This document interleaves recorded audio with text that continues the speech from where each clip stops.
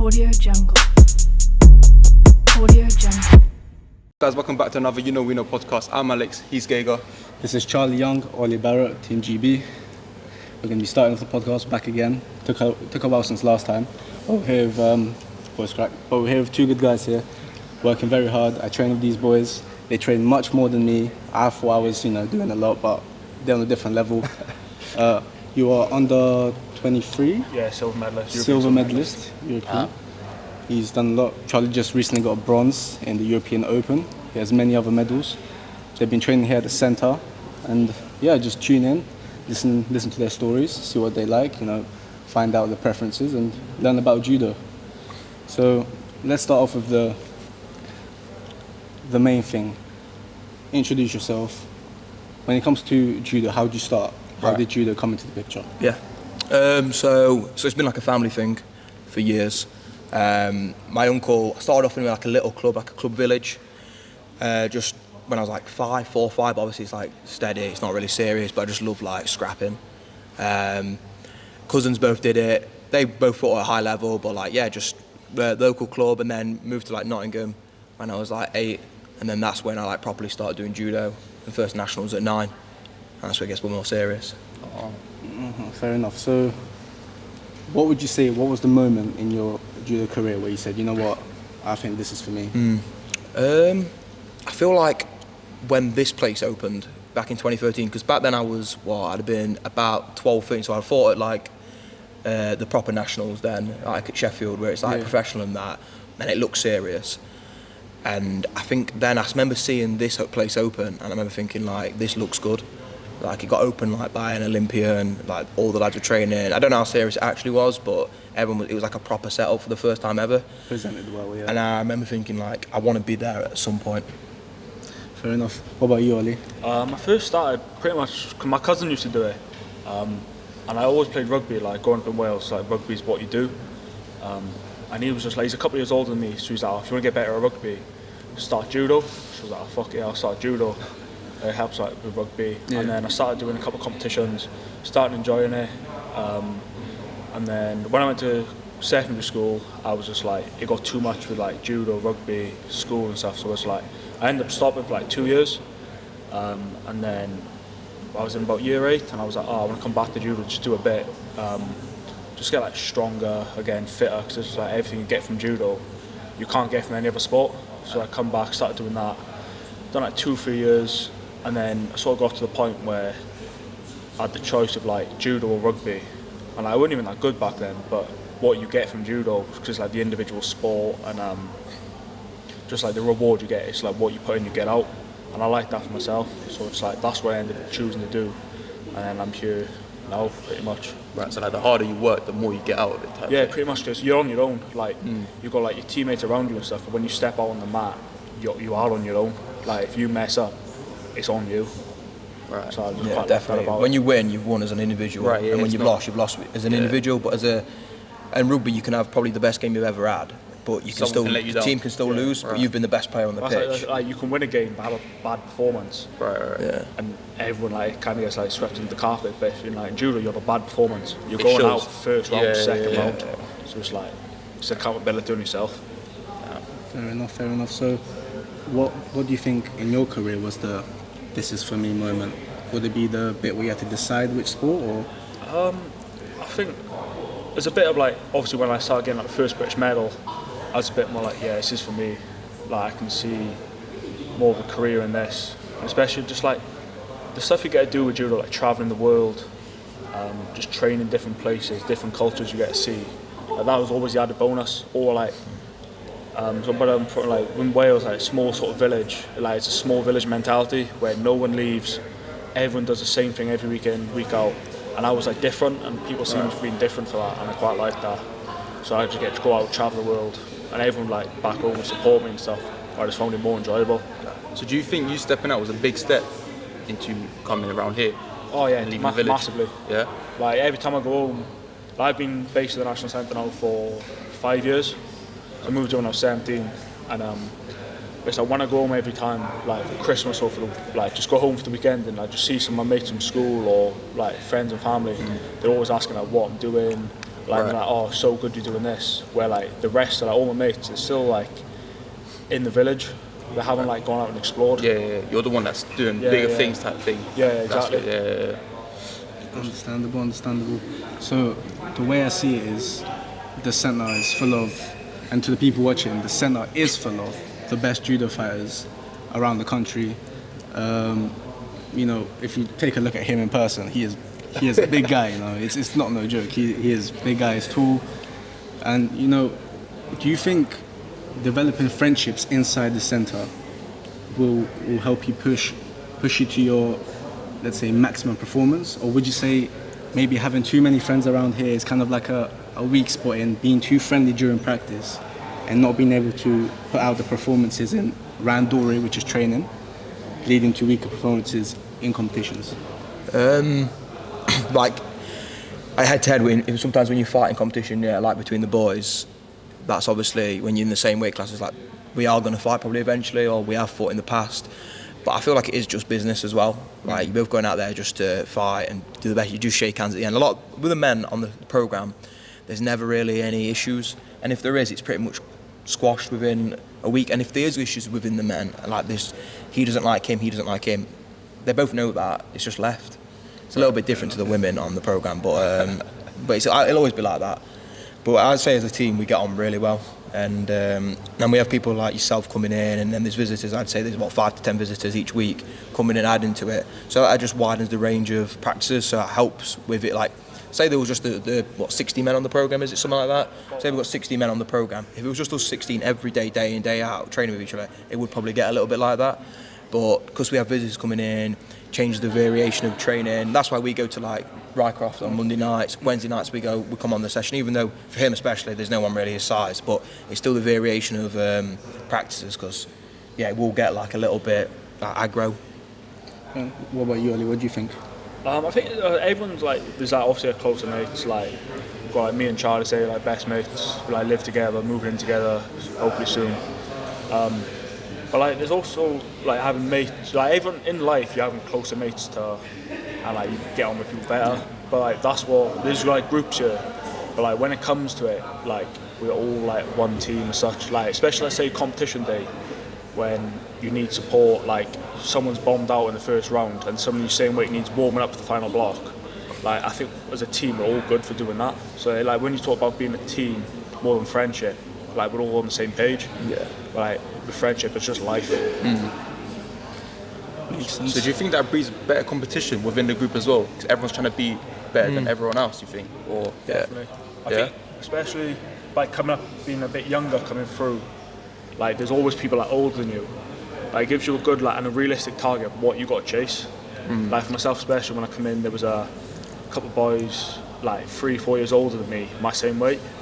So they was always getting they were like a higher standard. They were getting better results, had better results than me. But I was like, I can chase these boys, and if I can close the gap between me and them, I'm closing the gap on the rest of the world. Right. So I can get to a higher level, and that's helped me develop over the last couple of years to get to where I am now, pretty much.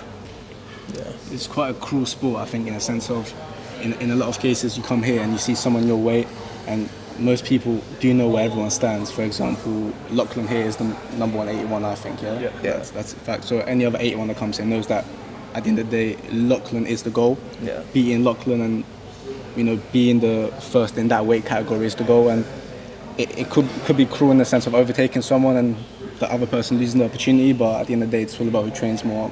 Yeah. No. So that's that. So talking about whose weight is whose. How did you go along with weight cuts and reaching your weight for competitions? How's that? Let's say what weight you fight in competition, and what weight you walk around, before competition. Yeah. How do you get to your weight? So I fight under 66 kilograms, and this morning I weighed 73. But I'm not fighting until probably another 3-4 weeks. And I've just done like a 7-8 week pretty much camp in MMA terms, where I fought 3 times. And each one has been like first one was about a 3-week cut, 'cause obviously Christmas and that. And then the other 2 have been like, I like to start 2 weeks out on my notes, like noting down 10 days out, 9 days out, what weight I am. And all 3 of them have been like good ones that I've made weight really well. But then obviously last week I did like I ate what I wanted for like a week, and then like this week I'll start again. But yeah, 72, 73, 71 is probably my optimal training weight. But then I struggle to stay at that a lot of the time. Ollie?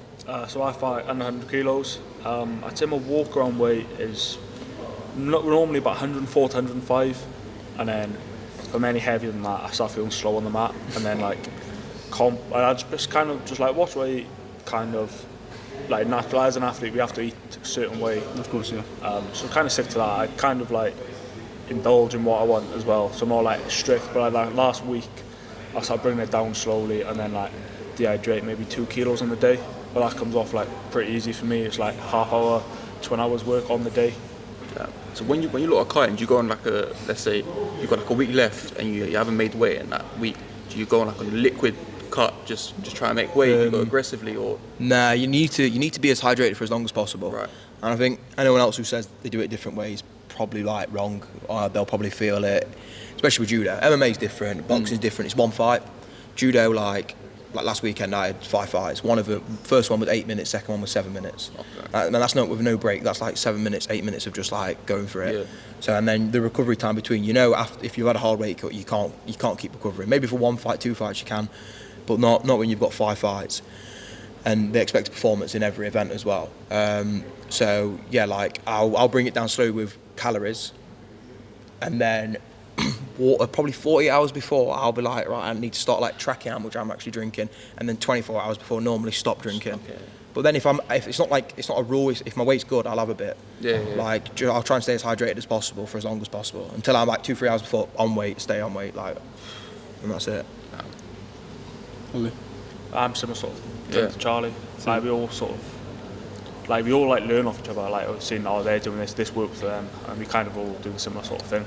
So you know how your body like reacts with certain. So you wouldn't say the weight difference between you two affects how easy, for example, he loses weight, or how easy you lose weight, or is it harder for you? I can dehydrate 2 kilo easier than Charlie can dehydrate 2 kilo, because like we get 5%. So we weigh in so say I fight on Sunday, we weigh in Saturday night, and then Sunday morning there's a 5%.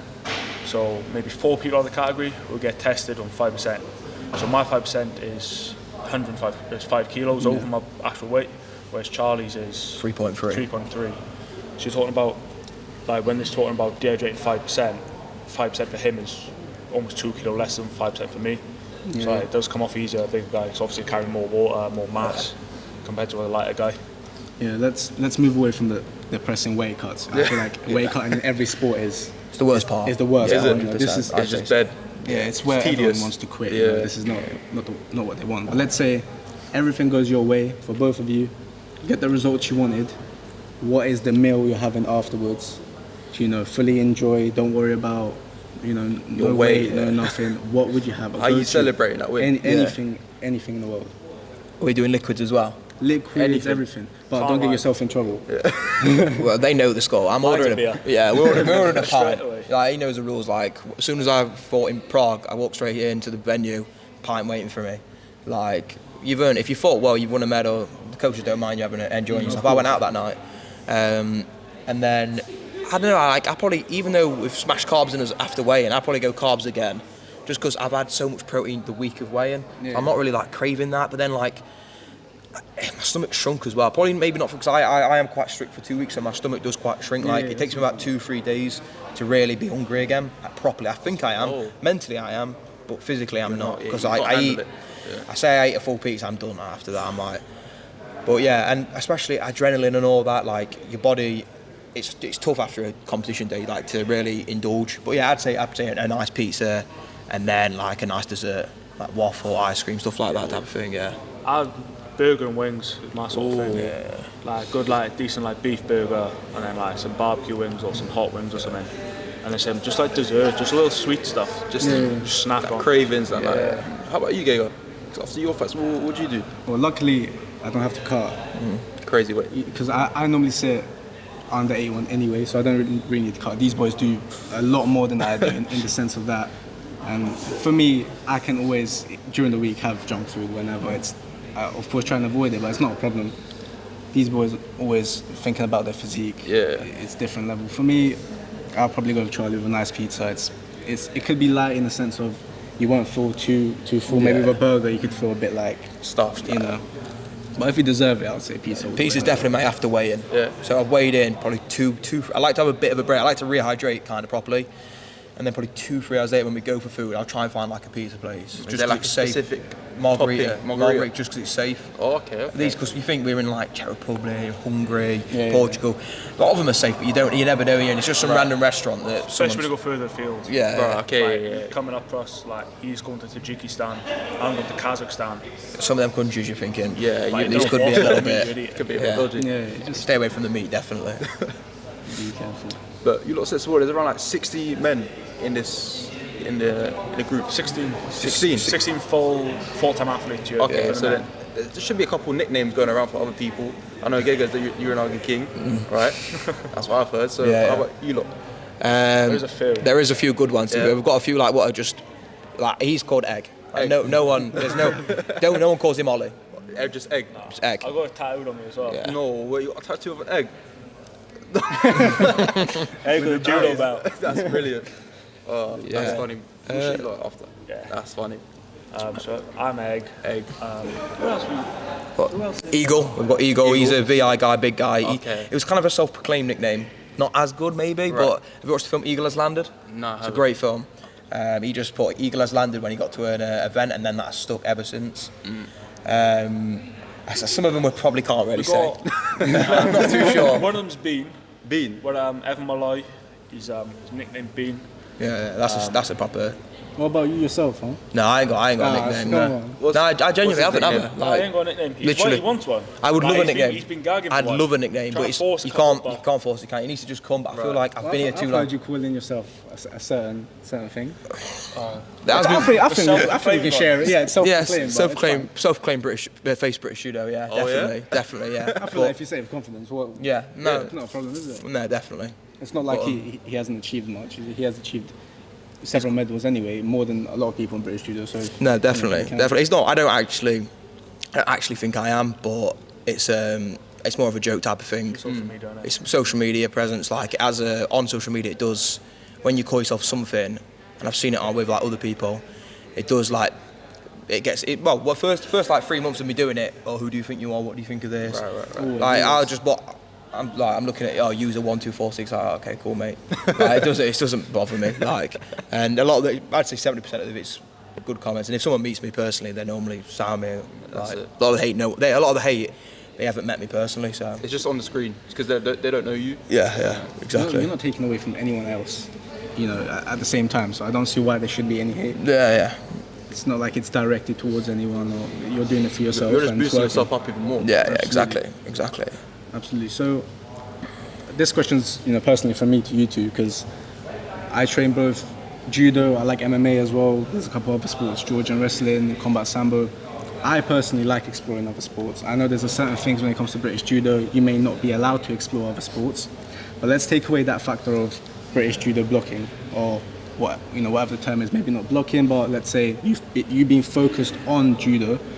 If there was another sport or multiple sports, what would be something you explored after judo? Or if there wasn't judo, what sport would you be in currently? What do you think? First of egg, yeah. If you're talking combat sports, like I do train Brazilian Jiu-Jitsu as well. Purple belt in that. But yeah, I've always sort of trained that alongside judo since I was about 14, 15. Just to like help supplement like judo, because there is a lot of niwaza still in judo. Yeah. And like when it comes to judo niwaza, like I'm the first one to say I don't like it. Don't enjoy it that much. But like Brazilian Jiu-Jitsu, like a roll, gi, no gi, I much prefer that. It's different, isn't it? Like the rule set of like judo niwaza compared to BJJ. Like you obviously get a lot more time in BJJ, but like, I like the difference. And like, I think you can take a lot from one and put in the other, and vice versa. Like you see guys, like former judo guys, going into Brazilian Jiu-Jitsu, like Owen Livesey. Yeah, He's like clearing probably the main one in the minute. You see him like he's on everything. He's been mentioned by like Joe Rogan. He's got 100k on Instagram. Like he's shown you can like go over like after judo career almost. Of course. You can do this, and that's what he lives off now. He's got his gym, his like all his online stuff. What are you, Charlie? It probably would be MMA, to be honest with me. I want to go into anyway after probably LA cycle. So, yeah, I do. It's a hard one because BJJ is good as well. Like, I do really like that. Gi or no gi, it's a good tear up. I enjoy doing that. If you go to a good gym as well, like with these guys who like you getting sub by, it is good because like it's quite stale within the centre. Like with the lads when we do like when there's younger ones in like visitors that we've got at the minute, like England squad development team in. Like it's a little bit different. We can get subs on a lot of the younger ones, but when it's just a team rolling with each other, it is quite close. But when you go to a jiu-jitsu gym, like we can try other stuff. You can train differently as well. Like you have to roll in. Well, you know, like when you do like we do on a Wednesday morning when we do a new as a session, it's like chopping down, going from like it's really just rolling, flow rolling, like you can do in BJJ gyms, which I enjoy. So, so going into training? How many times a week do you actually train, and how does that go? Jesus, well, not to say we do more than everyone else, but I do more than I feel like anyone else. And that me personally, I do sparring sessions, 7 sparring sessions a week, 2 runs a week, plus a conditioning session, judo-based conditioning session, plus 3 gym sessions. So, and then sometimes on a Saturday when I'm cutting weight, I'll go back home and do a technical session with my uncle and another conditioning session.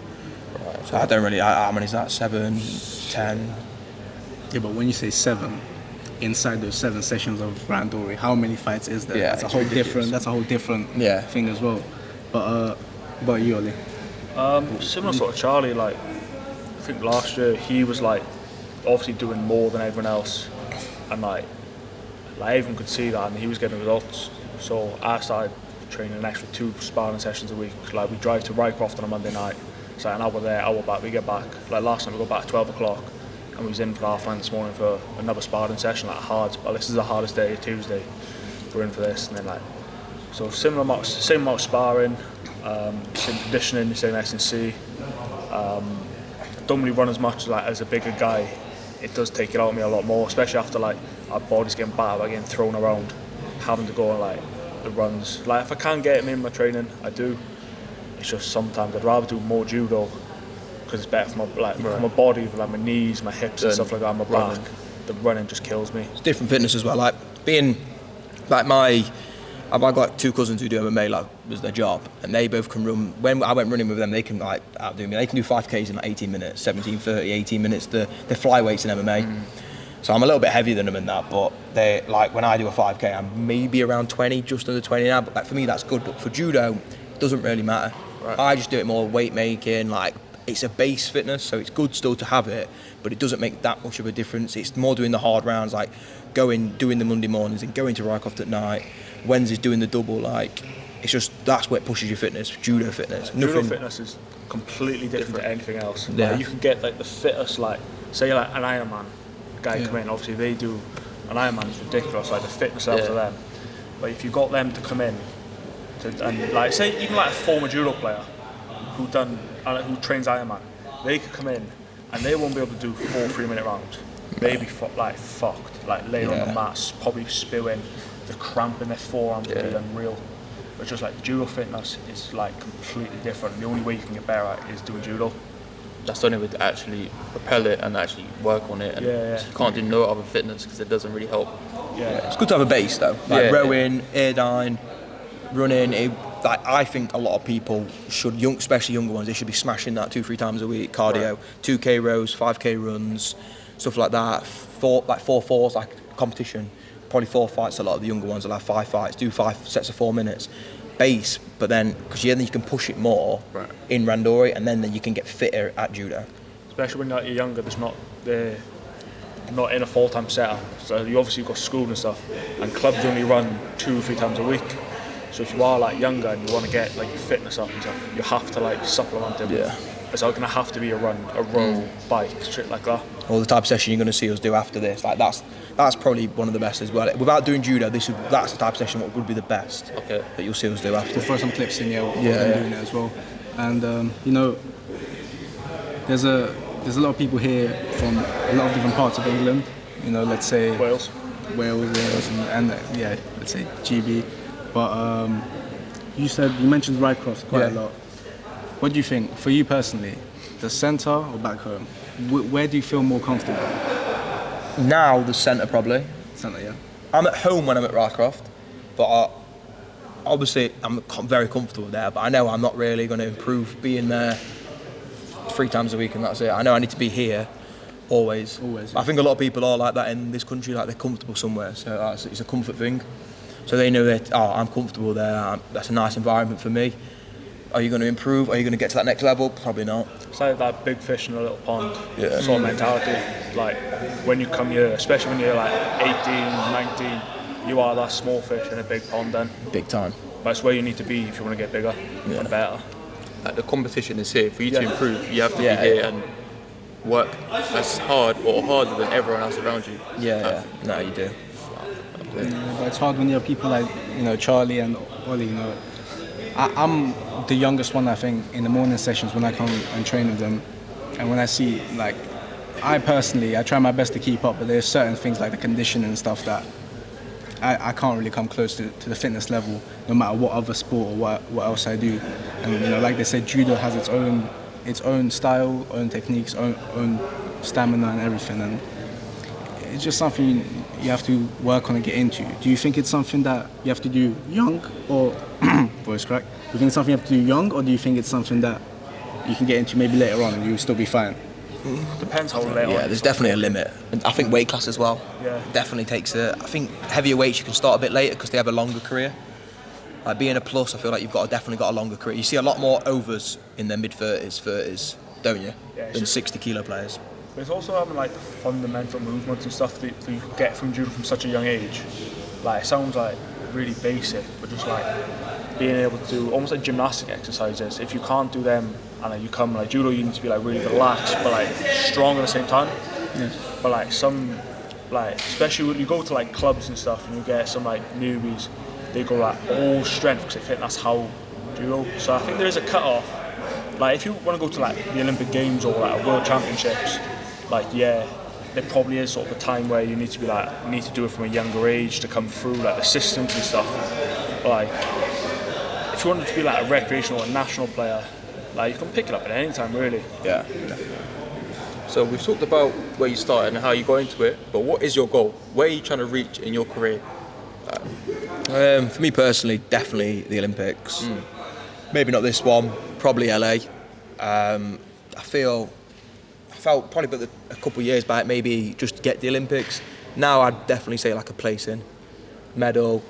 Thing is with me as well, I want to be done after LA, but I know if I came like a place in, I'd probably end up staying on. Right. So it's like, probably an outside medal at the Olympics, just to say I've been at Olympics and then an outside medal and a world medal.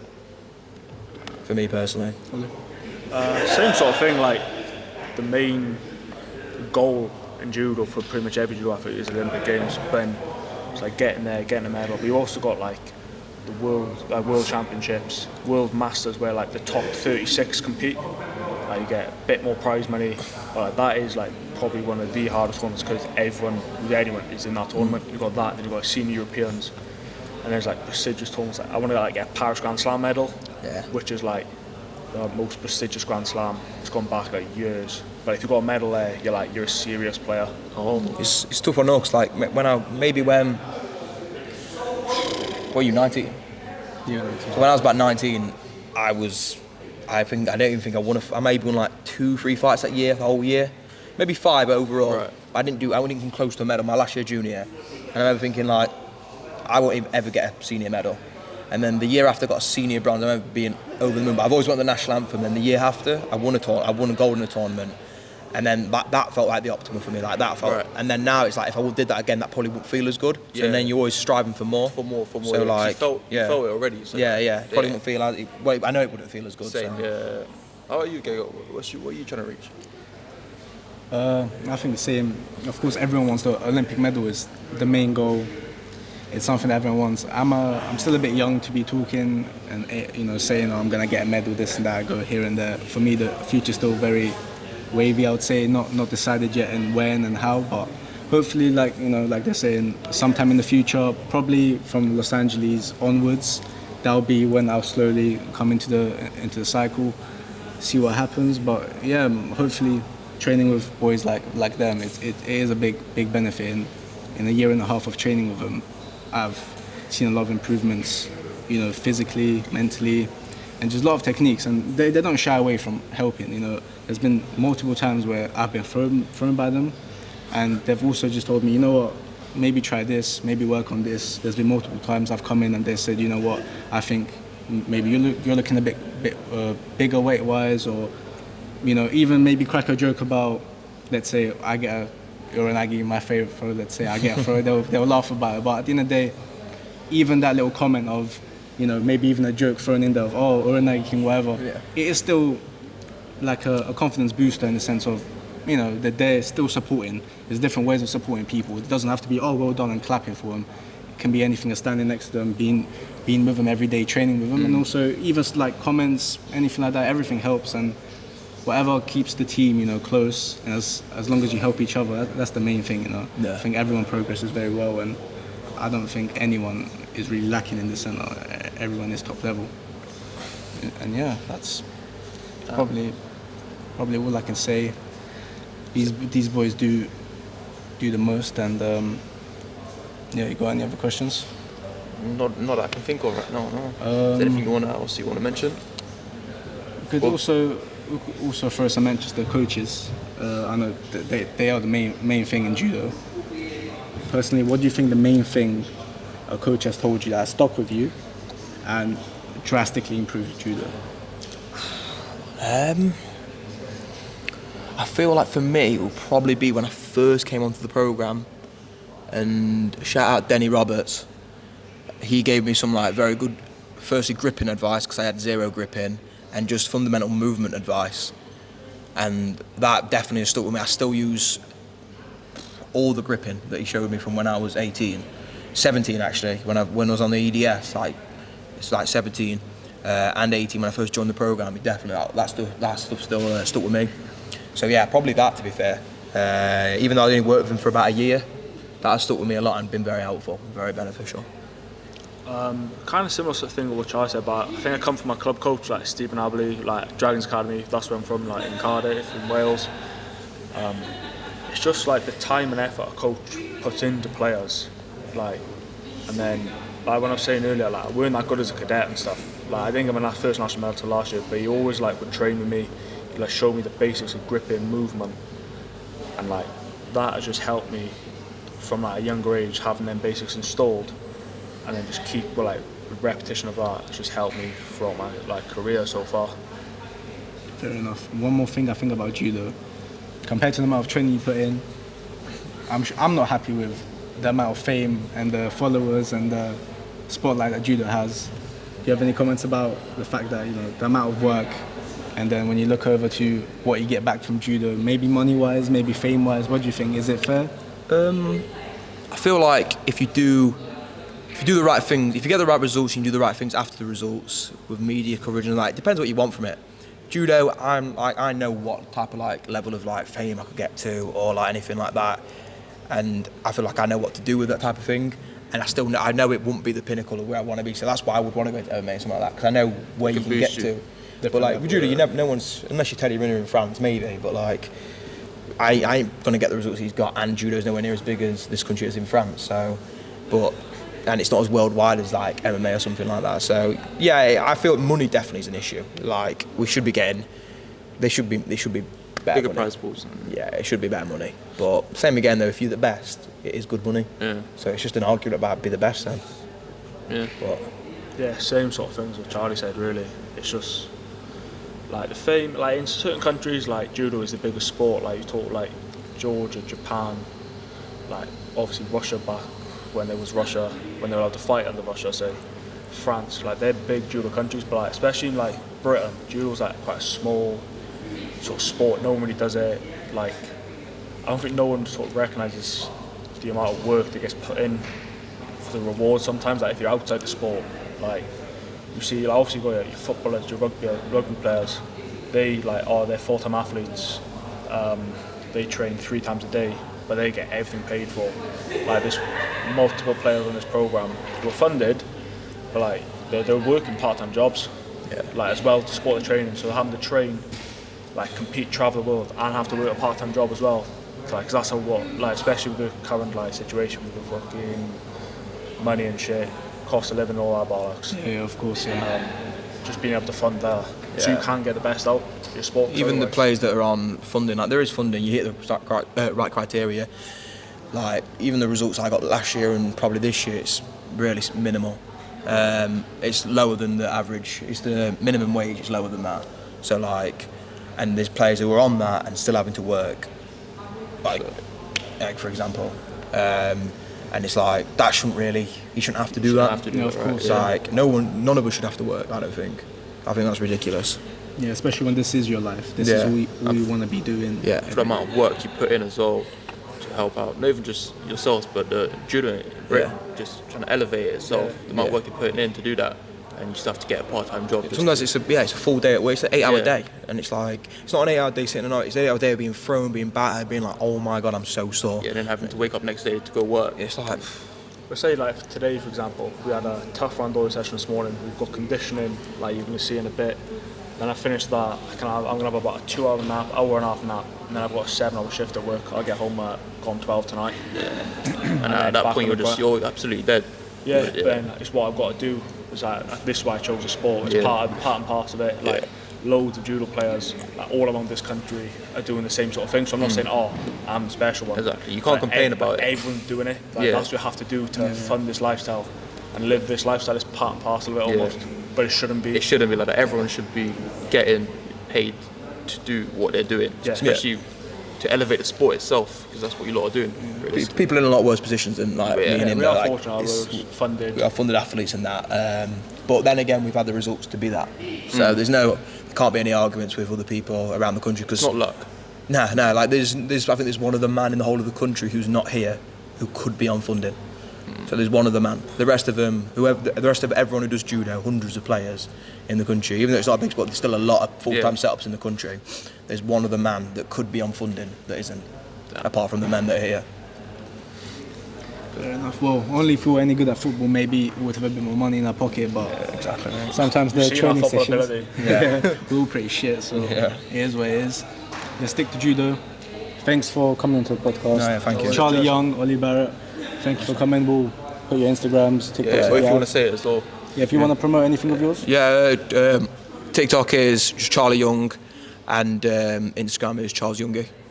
And then just my Instagram is Ollie Barrett 9. That's it. Thank you. I've been Alex. He's been GEGA. That's it. See you later. Take care.